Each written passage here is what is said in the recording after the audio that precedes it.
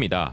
일본에서는 일본 전체 해외 관광객 수가 늘었다는 것을 근거로 일본에는 아무런 피해가 없다고 주장하지만 단순 수치를 근거로 이야기할 수 없는 부분이 있습니다.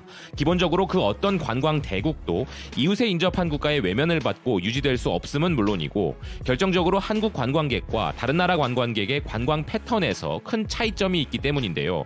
한국 관광객들은 도쿄 등의 대도시 지역 여행뿐만 아니라 다른 나라 관광객들은 찾지도 않는 작은 지역에까지 방문하고 그 지역 경제를 지탱할 정도의 영향력을 주고 있었던 상황이기 때문에 한국 관광객 의존도가 높은 지역에는 일본 관광청의 발표와는 다르게 폐점을 생각하거나 이미 폐점이 된 상점도 많이 있다는 것인데요. 이런 지역들의 피해 상황을 아사히 신문이 보도했습니다.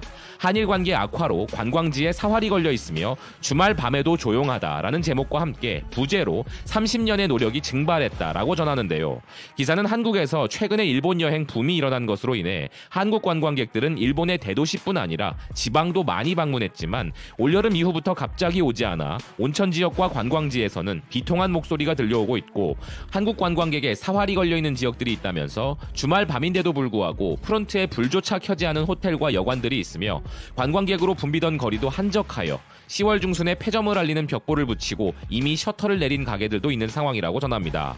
나가사키현 대마도 이즈하라에서 한 여관을 운영하는 사장은 8월부터 계속 손님들이 제로이다. 3년 전부터 한국의 여행사와 전관 전세 계약을 했고 관광버스 한 대분 약 40명이 매일 묵었기에 식사만 하는 손님들까지 합하여 도합 100인분을 제공해 왔는데 그 매출이 단번에 없어져 직원 6명과 대화하고 해고를 했다라고 말했다면서 한국인 관광객이 대마도에서 연간 971억 원을 소비했고 7월에서 9월 사이에만 170억 원의 손실이 있는 현재 대마도의 상황임을 전하는데요.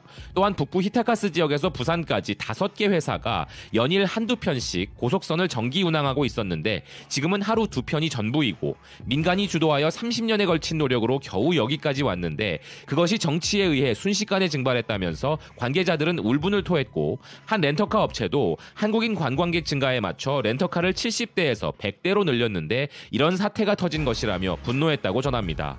안 그래도 90년대에 4만 6천 명이었던 주민이 3만 명으로 줄어들어 침체되고 있는 가운데 일자리를 찾아 섬으로 떠나는 젊은이들에게 섬 내에서 취직이나 창업을 권유하는 미래를 그리게 해주어 인구 감소를 막을 수도 있는 순간이었지만 모든 것들이 물거품이 되고 있다는 것입니다. 현과 시가 줄어든 한국 관광객에 대한 대책으로 국내 여행객을 확대하는 것을 목표로 도쿄나 오사카에서 PR 활동이나 숙박비 할인 캠페인을 하지만 부산과 비교해서 시간도 교통비도 많이 드는 본토에서 얼마나 많은 손님을 전망할 수 있겠느냐는 절망이 뿌리 깊게 있으며 대마도가 한국인 손님에게 인기를 끈 것은 가깝고 저렴하게 갈 수 있는 외국이라는 측면이 있었기 때문이라며 역시 대마도는 한국인 손님들을 돌아오게 하는 것밖에는 다른 방법이 없다고 하는 지역 주민의 말을 전합니다.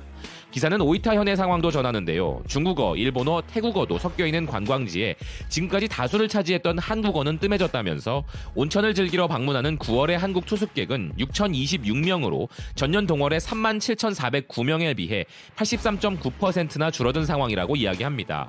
원래 해외 관광객이 60%를 차지하는 지역이기 때문에 전체 해외 관광객 수치도 43.1% 줄어들게 되었다고 하는데요.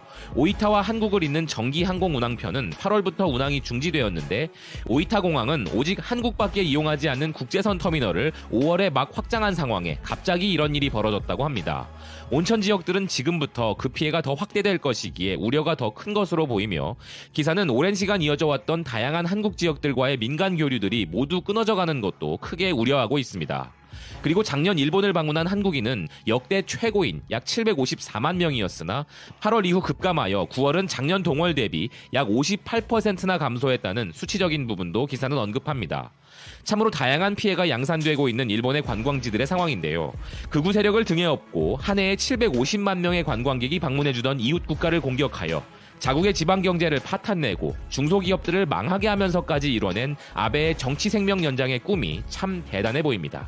아울러 언젠가는 아베와 극우 내각의 이런 만행이 반드시 혹독한 인과응보의 결과를 맞이할 것이라는 의견입니다. 지금까지 BK뉴스였습니다. 시청해주셔서 감사드립니다.